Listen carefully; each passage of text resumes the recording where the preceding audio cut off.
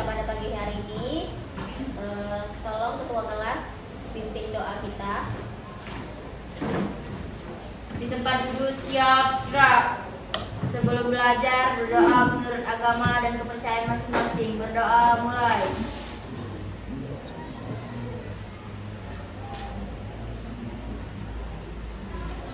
Berdoa selesai. Beri salam kepada ibu guru. Assalamualaikum warahmatullahi wabarakatuh. Waalaikumsalam warahmatullahi wabarakatuh. Hari ini siapa yang tak hadir, Nak? Hadir semua, Bu. Semua, alhamdulillah.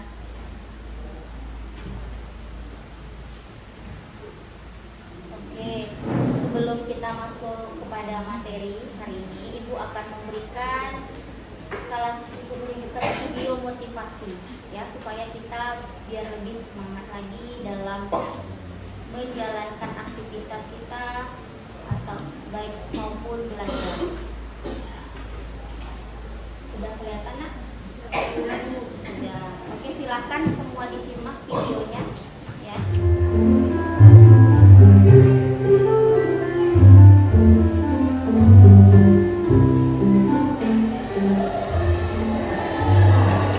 Bangun. Pak. Mana pada bangun? Waktu sudah selesai. Tapi tulisan belum selesai.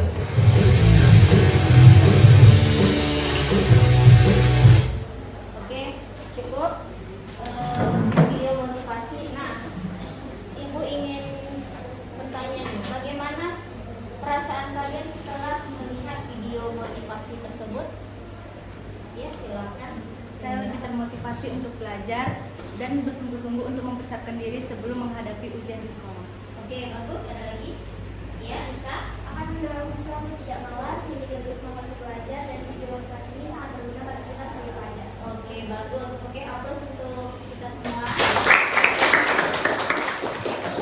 Aku akan menyampaikan kompetensi dasar, indikator, dan tujuan pembelajaran kita pada hari ini. Nah, di hari ini kan materi kita tentang kasus-kasus pelanggaran hak dan kewajiban. Nah, ini KD kita hari ini yang pertama ini yang 3-1 masih berkaitan. Kalau kemarin poin B, sekarang di poin C. Tujuan pembelajaran. Nah, ini secara umum ya, atau kognitif pengetahuan. Jadi kalian itu sebagai peserta didik dituntut untuk mampu menganalisis faktor-faktor penyebab terjadi pelanggaran hak dan pengingkaran kewajiban dengan tepat. Yang kedua, sebagai peserta didik mampu menganalisis kasus pelanggaran hak warga negara dengan tepat. Kemudian peserta didik mampu menganalisis kasus pengingkaran kewajiban warga negara juga dengan tepat. Nah, itu tujuan pembelajaran kita pada hari ini. Kita masuk ke materi. Itu ada pertanyaan. Nah, ini pertanyaannya. Apakah kamu, artinya kalian ya, pernah melihat pelanggaran hak atau pengingkaran kewajiban sebagai warga negara? Ya kan, kita ini kan warga negara kan? Ya, ya, yang tinggal di suatu negara. Nah, di sekitar khususnya kita di lingkungan sekolah. Nah, coba identifikasi, artinya itu dijabarkan. Seperti apa sih contoh kasusnya itu? Gitu. Ada yang bisa? Ya, silakan cerita. Di sekitar saya ada contoh yang sering terjadi, yaitu membuang sampah sembarangan dan melanggar aturan tata tertib sekolah. Ya. Nah, melanggar tata tertib ini sering dilakukan oleh peserta didik dan dilakukan oleh peserta didik yang menjadi suatu kebiasaan tanpa mereka sadari. Itu termasuk pengingkaran kewajiban. Oke, ini ada gambar ya, tahu kan?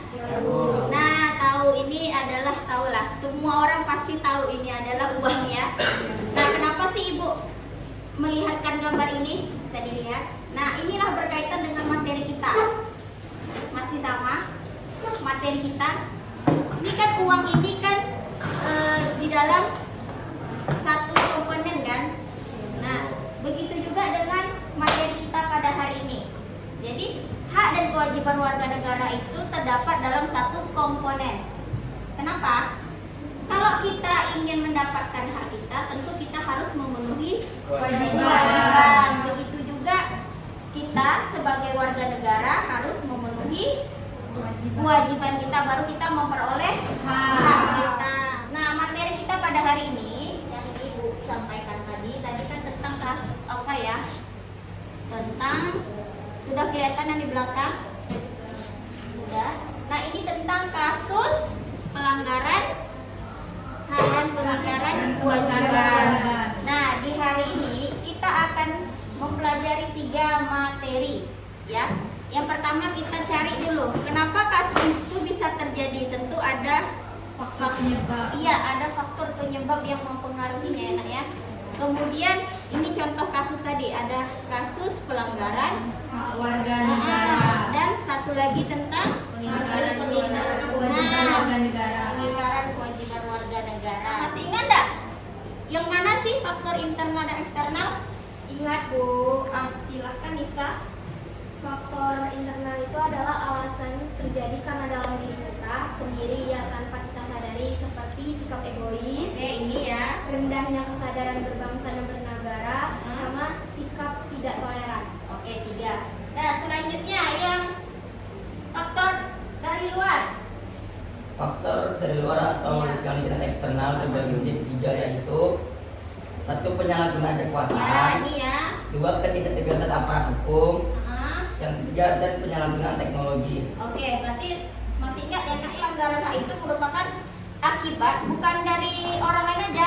Akibat dari kita juga, kelalaian kita, kemudian pengingkaran kita terhadap kewajiban, makanya tidak terpenuhi namanya hak kita sebagai Warga negara. negara. Oke, kita masuk materi ini yang Ibu bilang kenapa sih bisa terjadinya tadi namanya kasus tadi ya. Tadi udah tahu kalau itu terjadi karena ada faktor internal dan eksternal. Nah, itu terjadi. Kita tengok ini. Lihat. Bisa terlihat. Ini ada apa nih kira-kira? Data. Ada yang bisa membacakan? Siap. Oke, Dani, apa Dani? Belum provinsi dengan angka putus sekolah Murid. murid SD tertinggi 2020-2021 Oke, siapa yang paling tertinggi itu, Dan? DKI Jakarta, Bu. Oke, DKI Jakarta. Kenapa sih ini bisa terjadi ya, Nak? Ini angka putus sekolah khususnya di murid tadi benar di sekolah dasar. Periodenya tadi di 2020 sampai 2021. Nah, kenapa itu bisa terjadi? Itu mengindikasikan belum terlaksananya di pasal apa? Pasal 31 ayat 1-2 kasus. Nah, kita masuk dulu kasus pelanggaran hak warga negara. Ini ada beberapa. Yang pertama ini tentang pendidikan tidak merata, masih tadi berkaitan dengan pendidikan. Nah, pendidikan tidak merata itu sama tadi disebabkan tadi pertama kurangnya sumber daya manusia seperti apa, guru. Nah, kemudian apa, kurangnya pemahaman orang tua kalau pemerintah itu sekarang sudah mewajibkan namanya belajar 12 tahun. Nah, kemudian adalah faktor ekonomi dan tadi faktor lingkungan, terutama di lingkungan keluarga. Benar sekali, bagus. Nah, jadi contohnya ini itu di pasal tadi sama pasal berapa tadi? 31 ayat 1, 2 dan 3. Ya, berarti hak yang dilanggarnya itu hak warga negara, pengingkaran kewajiban. Coba yang ketiga, ahli fungsi trotoar menjadi tempat jualan pedagang kaki lima. Kira-kira termasuk kasus apa? Ada yang bisa sebutkan? Ya. Termasuk jenis hak ekonomi pasal 33. Oke, apa tadi Shirley, coba ulangi. Ahli fungsi tadi termasuk apa? Termasuk kasus pelanggaran hak warga negara, termasuk jenis hak ekonomi pasal 33.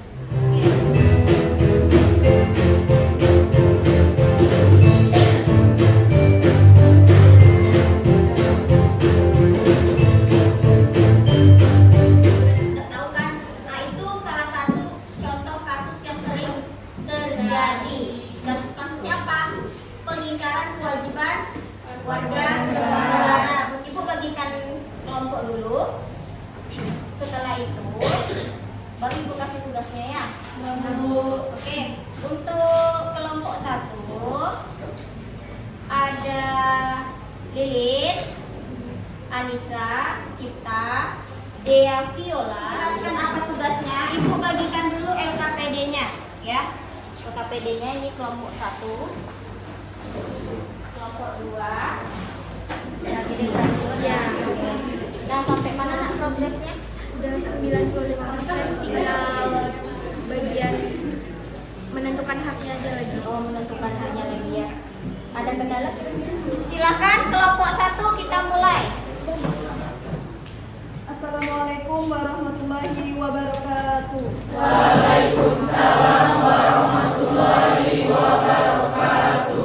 Alhamdulillahirrahmanirrahim. Puji syukur atas kehadiran Allah Subhanahu wa taala yang mana pada pagi hari ini kita masih diberikan kesempatan untuk hadir di ruang kelas ini. Perkenalkan, saya Lilin Agustina sebagai moderator, Anissa sebagai pemateri, Cipta Herlina sebagai notulis. Assalamualaikum warahmatullahi wabarakatuh. Waalaikumsalam warahmatullahi wabarakatuh. Selamat pagi dan salam sejahtera bagi kita semua. Terima kasih kepada moderator yang telah mempersilahkan saya untuk mengisi materi presentasi kali ini. Baik, untuk materi kali ini kami mengambil tragedi Kanjuruhan. Apa sih penyebab akar masalah dari kasus Kanjuruhan ini? Faktor yang melatar belakangi yang pertama adalah tragedi ini bermula dari turunnya 2 supporter di depan tribun papan skor. Yang kedua, mereka ingin bertanya kenapa sampai kalah dengan Persebaya. Yang ketiga, ini memancing reaksi Armania lainnya untuk masuk ke lapangan. Dan ada juga penyebabnya, yaitu ada gas air mata ke tribun penonton. Ini jadi penyebab utama banyaknya korban kepada keluarga korban. Yang kedua, kerugian fanbase Arema FC. Selanjutnya yaitu sesi pertanyaan. Apakah dari teman-teman semua ada yang ingin bertanya? Saya Teddy Saputra, perwakilan dari kelompok 2 yang bertanya ke kelompok 1. Bagaimana sikap pemerintah tentang kasus Kanjuruhan ini?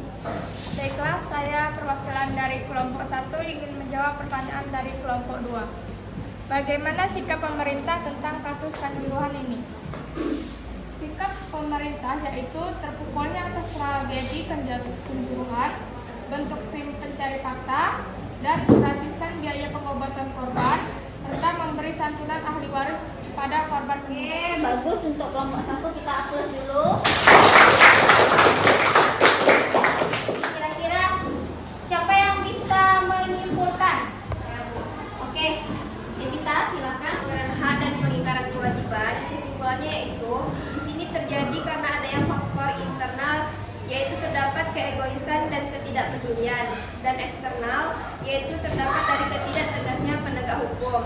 Seperti pada materi kelompok 1, yaitu tentang Kanjuruhan. Di sana ada faktor eksternal yang dimana adanya gas air mata ke tribun penonton, dan itu juga faktor dari tidak ketatnya keamanan yang ada di sana. Selanjutnya Ibu ada kuis. Ini kuisnya. Silakan buka handphone kalian masing-masing. Silakan dikerjakan.